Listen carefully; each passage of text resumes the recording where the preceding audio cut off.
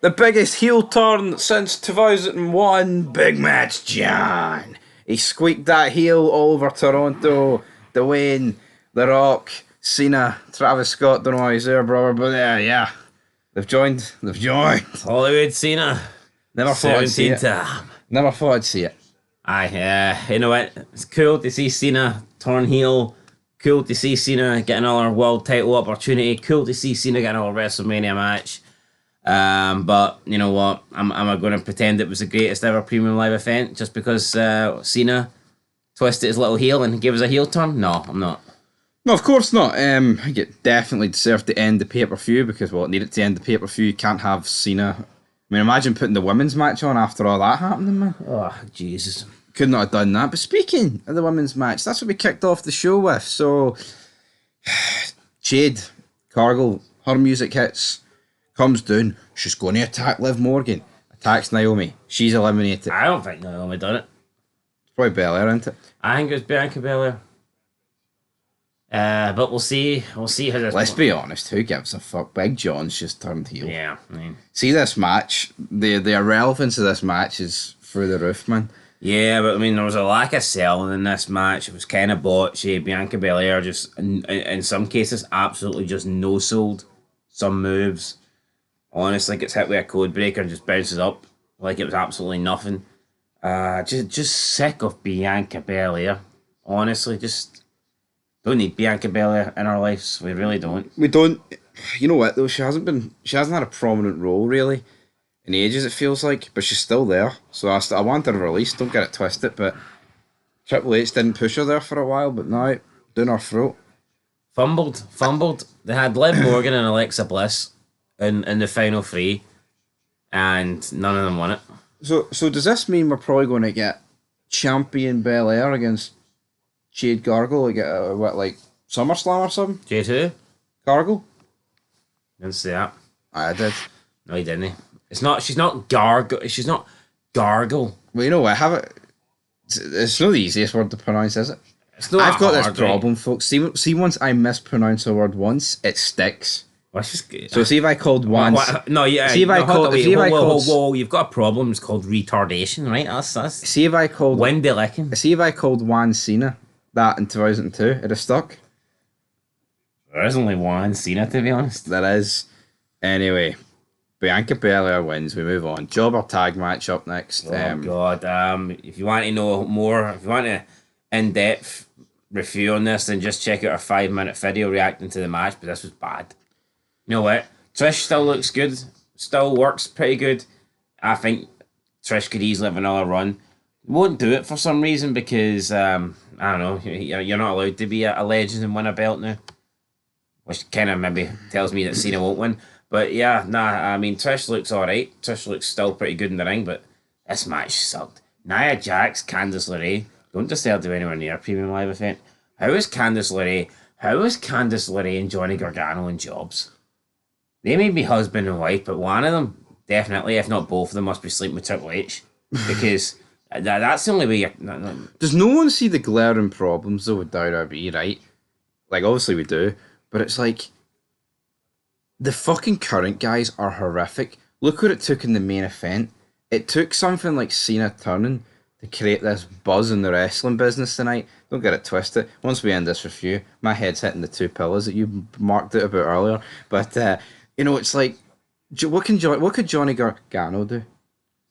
Hot crowd tonight. Aye, hot crowd. The crowd wasn't hot tonight. No, the crowd was dead. They were dead for the entire show. They started. They were dead. Jade Gargle. And that's what I see. You've ruined it. Jade Gargle came out right and beat up Colgate. Beat up Listerine. Beat up Naomi, and the crowd were a wee bit hyped for that. But see, after that, man, they were pretty much dead until Cena and all came out. Yeah, that's pretty much it. Yeah, but anyway, botchy match, shite looking moves, Cole being crap. Cole referred. I mean, I called it out when he said it. He called Nia Jax helpless because she got knocked off the apron. But then this guy was claiming Sami Zayn was helpless when he was actually. And then he claimed that Kevin Owens was dead. After, like, a pretty tame manoeuvre. let's just call a spade a spade. And I don't know why people have to lie to try and suggest otherwise. Michael Cole is a shite commentator, man. He just screams things. He'll try and be emphatic. He'll just shout words and overreact, and that somehow makes him great. Do you not think Michael Cole, though, right? Because Vince ain't there, and Triple H, for whatever fucking reason, loves him, and he's like the senior commentator, he can just get away with everything now. Well, let's not pretend that Pat McAfee's not fucking doing similar shit. I don't think it's the day we hit Cole. It's just the commentary team sucks, right? Doesn't matter. Pat McAfee can get away with shit. He's Pat McAfee. He could literally just turn around and say, well, I'm away to call football then. Oh, hold on, Wade Barrett comes out with some crap as well, like. Yeah, I literally dedicated 10 reasons why to Wade Barrett. Oh, this person's my favourite. I can't fucking stand Wade Barrett, actually. Why'd you have to remind me of Wade Barrett? Let's just move on, right? Sami Zayn, Kevin Owens. Sami loses, Orton returns. Unsanctioned match. Unpopular opinion probably coming up. My least favourite part was actually Randy Orton returning. I thought the match wasn't that bad. I don't think it was great, but I don't think it was that bad. However, I just see, for me, Orton is one of, if not the most boring guy on the roster, and that is a fact, right? I'm not saying he didn't have a good career. I'm not saying at points in his career he's not been exciting, and I'm not saying he doesn't deserve to be a world champion, but do I look at Randy Orton? Do I see a guy that deserves 14 titles? Do I see a guy that I would consider one of the best? When you think of legends of this business and the best to ever do it, put it this way, right? I would never, ever consider Randy Orton for the Mount Rushmore. No. And do you not think he's... No, I couldn't even put Orton in the top 20. Like you said, he's most boring on the roster, right? For me, I think of every main eventer there's ever been, I'd say he's probably the most boring. No, I think he is the most boring. At least Johnny Gargano's fresh in capacity to Randy Orton. Right, I'm going to give you 4 seconds to just take that back. No. Nothing's fresher than Johnny Gargano. Actually, hold on. That's the wrong way of wording that. Nothing's pisher than Johnny Gargano. I think I get more excited when Johnny Gargano's music hits. Couldn't tell you what it is like, but... You sick freak. Hey, no, but Orton does suck, man. Like, I know there's some Orton fanboys out here, and they won't be able to comprehend this. They'll be losing their shit. But for me, Randy Orton... I never got it. See, when I was at school and people were like, oh, Randy Orton's my favourite. I'm like, what the fuck do you see in Randy Orton? Yeah, I listen, never... I thought Randy Orton was pretty cool in Evolution. Won the world title, got kicked out of Evolution. His face turn absolutely flopped. Oh, that was brutal. His face turn flopped. See him versus Triple H. You look at everybody. Randy Orton probably had the worst feud with Triple H in that reign of terror. He was probably the most disbelievable, unbelievable in terms of guy that could beat Triple H. See from Unforgiven. Well, see when he turned face right up until his feud with Taker at Mania 21. I think that is up there with some of Randy Orton's worst work. See that, like the 2005 Rumble, him and that match, that just did nothing, man. And again, like the 04 Survivor Series match, I really enjoyed that match, but Orton as a face just didn't work in the early days. I don't think it's ever worked. No, I don't think it's ever worked. Right, so that period, the Orton didn't enjoy it. Then he turns heel. He goes against Taker. He has a little mini feud with Hogan. That doesn't. But let's be honest, right? See if you're working with Taker and Hogan in the mid 2000s, you'd have to be fucking some kind of shite, to make it work. Right, so his dad comes back. They have a handicap match against Taker. Congrats. Thought that was no bad, right? Then, I mean, we see honestly, right? This match is talked up to be a great match, and I just thought it was boring. One night stand, Randy Orton, Kurt Angle. That gets talked up. Yes, I get talk. I actually think most of Randy Orton's matches are boring. People say he's the king of sleeper. He is. He locks in a sleeper hold and that's it. See, before we go through the rest of Randy Orton's career, let's just move on about Randy Orton. Why is he going for a punt here? And no, hold on. No, I think we need to talk about Randy Orton's career before then we'll wrap this up. Why? He's a boring bastard. So you don't want me to talk anymore about Randy Orton's career? No, because it's bored me. I do. It's bored me. Well, I do want to talk about Randy Orton's Your career. mission says you choose to accept it. You've achieved it. Team, I always thought, see, to me, he was like the, seeing Ray to RKO, I just felt like he was just there because Edge needed someone to team up with against DX.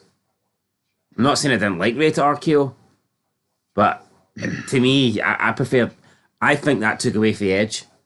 I think Edge teaming up with Randy Orton, I think Edge's stock dropped. It neutered him for a bit. No, I think Edge's best run. I truly think Edge's best run is 05 to 06 until he teams up with Orton. I think that's the best run of Edge's career, outside of maybe him and Christian. So then after that, right, he has a heel run in 2007, and it was like him and Cena constantly. Michaels. So wasn't that interesting? And then he does the whole 2009 fit, and maybe that was a decent run, you know, when he was fucking beating up all the McMahons. But then he had that stinker of a match with Triple H at Mania, an absolute bogging match, where if Triple H got DQ'd, Orton retained the title. Yeah, just a ridiculous. No, if Orton got DQ'd, I remember it should have been like a no DQ match, but they did something like where if Orton got DQ'd, Triple H won the belt, so Orton couldn't, and then obviously Triple H couldn't do anything to Orton. Stinker of a match. Then he gets moved to SmackDown, and Jesus Christ, we finally get Christian winning the big one, and he beats Christian in the very next taping 5 days later. After the first SmackDown of the pay-per-view, Christian won the belt. Right, just the 14 years to go here. No, so he beats Christian, which nobody wanted, right? Beats Christian, a guy that we all like and loved, who's a lot more interesting than Randy Orton. Let's just call it out there. And then he had that moment, I don't know if you remember, where Mark Henry's in the ring or something, and he hits an RKO on him. I just had a jumping jack. Like, what the fuck was that? Like, so fucking unnecessary. Anyway. Then you had Orton matches with Sheamus, and it was all boring shite. Authority. Then he joined the Wyatt family. Then he did the Alexa Bray Wyatt stuff. No, that was no bad. I think that was no bad. And then he's came back chubby, and he teamed up with Riddle. I thought the Riddle stuff was. The match with Gunther was horrendous. The gist is, folks, Randy Orton's boring, but you fucking bored me 10 minutes ago. So. Well, I mean, I'm talking about a guy that's boring. So. No, but why are they so adamant? Why are they so adamant to stop Randy Orton doing the punt, but the pile driver, which is actually banned, by the way, the punt's not banned. That was fine. It's just so phony and forced because they're on the outside, and you can. And they're all beside Owens. You can clearly see that Orton said, "Listen, WWE's so predictable and boring." He's looking at the chair. He drops the chair. He's backing up. You can clearly see he is going for a punt. Yet it's not. It's until he starts. It's not until he starts the run up when everyone gets in the ring and look at all 20 guys get in the ring as if he was about to actually pull a gun on him or something like. I mean, commit murder. It's like, what are they doing? Fucking steel toe caps or something. Just phony. Anyway, what's your thoughts on Owens saying? I've just seen it 100 times. I don't care anymore. Why did they have the barbed wire chair that obviously was not made of barbed wire? Let's just see if it was a barbed wire chair. See when Owens got powerbombed on it, he'd have stuck to it. See when he got hit in the back with it, he'd have stuck to it. See when Sami Zayn removed the chair after hitting him face back, you would have seen the chair. It would have been pulling Kevin Owens' t-shirt. It would have been ripping Kevin Owens' t-shirt. That is fact. They would have been bleeding. Yeah, that there was a spot where barbed wire rips you. Kevin Owens got dropped toehold onto the steel chair, and it looked like he went head first into it. It legit looked like the side of his face went into that so-called steel chair and barbed wire. This is an unsanctioned match, right? If this match doesn't require blood, then what does? Although their logic probably is, we're beating up Cody at the end, so we need blood in that. No, but that's a load of shite, that though. Right. Chamber match next. You actually passed it, so I need to talk about this. Well, yeah, just before we talk about, I want to talk about the other chamber match 1 quick second. I think it's ridiculous. Listen, chamber matches suck now, right? Because the pad it out. This doesn't look like an elimination chamber, right? This looks like a kiddie's play gym or something like that. Like jungle gyms, we go on climbing frames and stuff like that, right? This looks like a ball pen that you could put your kid in for an hour and then come back and collect them later. like after you've done your shopping, right? Yeah. This looks like a kid's playground. So the chamber fucking sucks, but they pretend that it's like some crazy match where you'll never be the same. It's just so phony. You look at that women's match, not like no marks on them or nothing like that, apart from Liv Morgan who gets hit with Bianca Belair's hair. So what? Bianca Belair's hair is more dangerous than the chamber. No, I know it made a big noise, like, but I mean, you're right. It's like hair shouldn't be treated as more dangerous than steel. You look at, I mean, the Cole talks about steel all the time. Oh, he never shuts up about tasting the steel. It's hard to find steel. You look at the match. The floor is completely padded. You look at the steel links that are wrapped around to make up the chamber. That's not steel. See, when people went into that back in the day, you heard the effect. You heard like the chain rattling. See, when Bischoff came out with the lead pipe and was like the boss man's pipe, the stick, and he was like, raking it.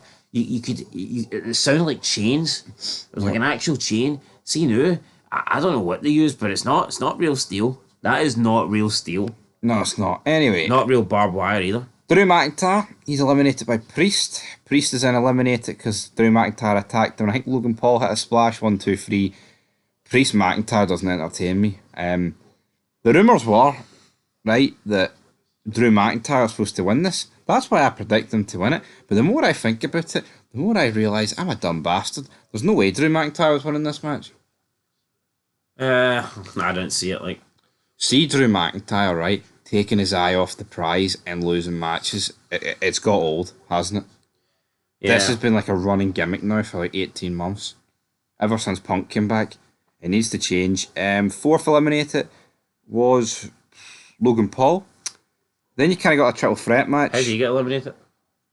GTS with CM Punk. It was a pretty good counter. It looked pretty good. Then you had a Cena Punk stare down. They hugged, then they brawled. Rollins got eliminated. GTS into an attitude adjustment. Then Punk, Cena, 1-on-1. Punk looks like he could have Cena beat. Seth Rollins hits a curb stomp out of nowhere. Cena locks in the STF. It's all over. John Cena is going to WrestleMania. Happy about, let's be honest, Cena against Cody Rhodes, face versus face, it could still have worked. It would have absolutely worked, just seeing Big Mac. But Cena has to win, right? And then The Rock and Travis Scott come out. Down, down, down, down. Cody Rhodes is out there. So Cody, as he's like groping him. I want your soul, buddy. I want it all. I want it all and no less. Come on. Then Cody, it's like, I gave up my soul a long time ago. It's so obvious what Cody was going to say. Maybe they made it so obvious so when Cena's heel turn comes, it was a bit less obvious. But yeah, Cody Rhodes tells The Rock to go fuck himself. Cena's jumping up and down. Then he hugs him. We then see The Rock do the whole throat slit maneuver. Cena has this like great acting for Cena here, wasn't it? Can't fault Big Match John. He gave it his all, didn't he? And you know what? This was good. We bash wrestling, right, and rightfully so. But I can't fault this. I mean, yeah, we can nitpick about Travis Scott being out there, right, and it was a bit weird. But to me, this is as good as moment you're going to get in professional wrestling in the 2020s as you can fucking ask for. I agree. This is probably as good as it gets. No, I think. Still don't think it was amazing, like, but it's as good as it gets. It wasn't amazing. You know, the commentary just don't sell it. Michael Cole's awesome. He's awful. See, and I think Austin's heel turn, right? I'm thinking of JR. He's shaking hands with Cena himself, right? See here, I can't tell you one thing Cole said. No? I think he said, "You sick bastard" or something. I think. That might have been earlier on then. I think I was with Kevin Owens. Just nothing memorable. The commentary don't sell it. Here, maybe in 2030, maybe in 2035, we'll look back on this moment and be like, holy fuck, we really underrated that. That was utterly fantastic.